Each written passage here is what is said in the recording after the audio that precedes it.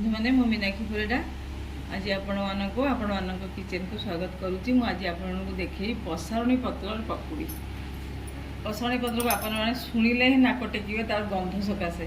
ये देखो मुझे पसारुणी पत्र तोड़ी आनी तार डेम्फटा छिंडे देछि आ ताको मझुरी एमती सिरा काढ़ी चिरी देछि। एमती सिरा काढ़ी चिरी देले भी भल कहीं अब सिरा रहिले टिके अधिका तेल खाइब से डेम्फा और सिराटा काढ़ीदेला भल जो कलिया पत्र हेले भल देखो चिरीदेली बस मुझे आगे काटिदेवी सिरा फोपाड़ी देवी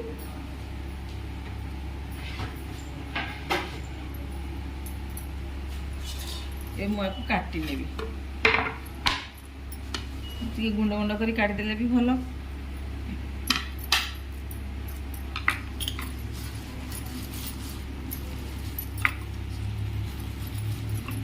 आपणकर दरकार अनुसार आप पत्र ने आप गंधे छाणीदे जमा गंधेबनी।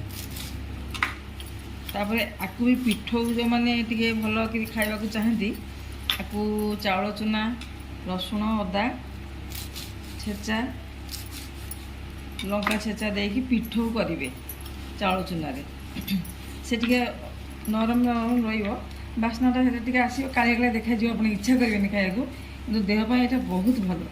आंठू गंठी जदि भी लैट्रिन सफा न हो भी यहाँ पानी कंचा जी पीबे सेटा भी बहुत भल।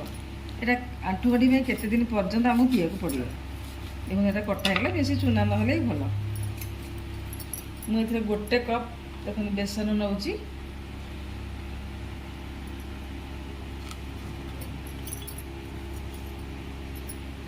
सुजी से कप रे गोटे कप हम कि अधा कप दरकार। सुजीटा बेसी नेले कहीं क्रिस्पी लगे पत्रटा तो नरम ना तेणु क्रिस्पी लगे। एवं मुझे देली जोड़े कंचा लंकार छेचा अदा छोट अदाटे अधा इंच रु कम 5-7 पकड़ा कोला रसुण आ लंका जदि आप लंका छणा खाया भल पाथे एमती फटेक छाड़े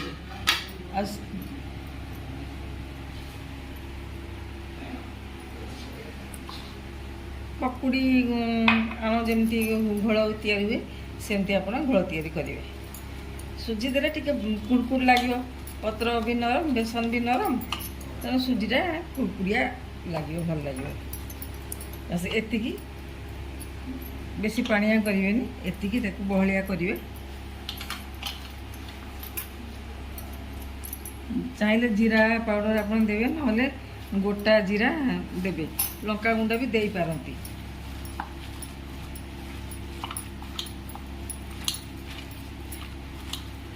पत्रटा जमी आम देह को तो बहुत उपकारी आपण मैंने इमेजिन करें। पसारुणी पत्र आम देह को बहुत उपकारी। ज्वर जदि हो भितर भी से छाड़ जाए। अनेक लोक अच्छा पसारुणी झोल खाती जो अंटा बहुत पेन होता है से पसारुणी झोल को बाटिक रसुण लंका सोरिष फुटेक सोरिष तेल आंबुल देकर खाती। ये जिनटा आम आयुर्वेदिक जिनटा आपण मैंने खाई देखिए बहुत भल पाटी भल लगे। लुणटा मुझे स्वाद अनुजाई पकईली 1/2 चामच पकईली मोर लुणिया बेसी होंगे भल लगेनि टिके लुण पकईली गोटा जीरा टिके पकईली गोटा जीरा टिके पकईदे भल लगे गोटा जीरा। और लोक भी अच्छा ये दियंती सोढ़ा दियंती आम सोढ़ा दरकार भी नहीं। एबे पसारुणी घोलटा तैयारी होगला। लंका जदि चाहिए आप छाणिकी खाईपर।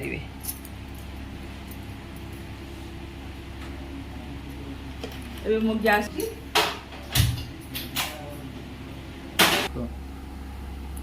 बहुत लोक अच्छा पसारुणी पत्र ना शुणिले से दौड़ी पड़े गंध गंध कही कि देहपाई एत भल। यहाँ आम कबिराजी जिनिस भी बहुत भल। आप छोट छोट पकुड़ी करेंगे आके हाँ पियाज टिके भी पकईले भल लगे। टे पियाज पकईली कटा पियाज परिमाण अनुसार आम आवश्यकता अनुसार आम पकईबा पियाज सब जिन आवश्यकता अनुसार। मो पत्र आनी जी आप देखिए से तो भिड़ा बंधा नुहे मो बाड़ी तोड़ी आनी। एवं पकाउछि छोट छोट ଖଣ୍ଡ କରିବେ, କାହିଁକିନା ବହୁତ ସମୟ ଟିକେ ଲାଗିବ ସିଝିବାକୁ, ପତ୍ରଟା ସିଝିବ ନା।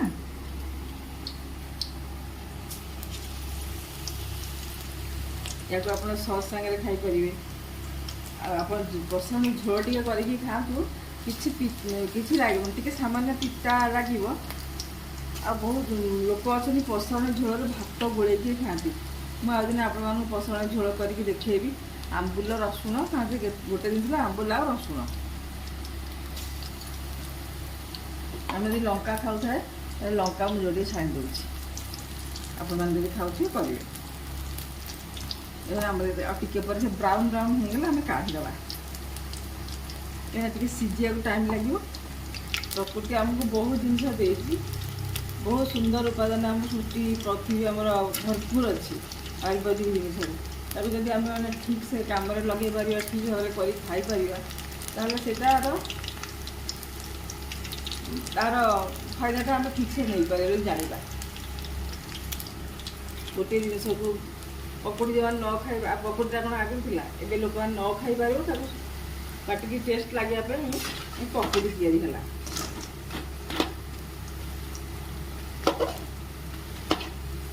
ଚିନ୍ତା କରିକି ବହୁତ ଜିନିଷ କରିକି ଖାଇହେବ। ଆପଣମାନେ ଥରେ ପସାଣର ପିଠଉ କରନ୍ତୁ, এটা ଖାଲି ତାୱାରେ ସେକି କରିବେ, ଛାଣିବେନି, ବହୁତ ତେଲ ଖାଇବ।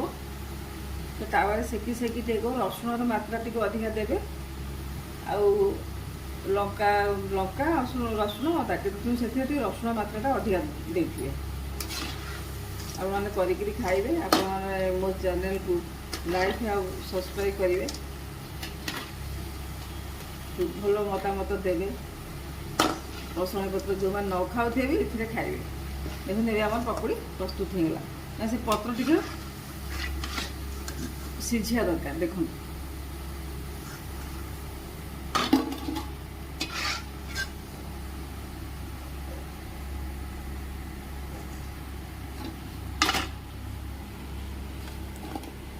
ରୋଷେଇ କଲାବେଳେ ଟିକେ ତ ଅଗ୍ନିକି ଦେବା ଦରକାର ନା, ମୁଁ ଟିକେ ଅଗ୍ନିକି ଦେଲି। ଦେଖନ୍ତୁ ଆମର ପସଣୀ ପତ୍ରର ପକୁଡ଼ି ପ୍ରସ୍ତୁତ ହେଇଗଲା। ତା ସହିତ ଦୁଇଟା ଲଙ୍କା ବି ଛାଣିଛି।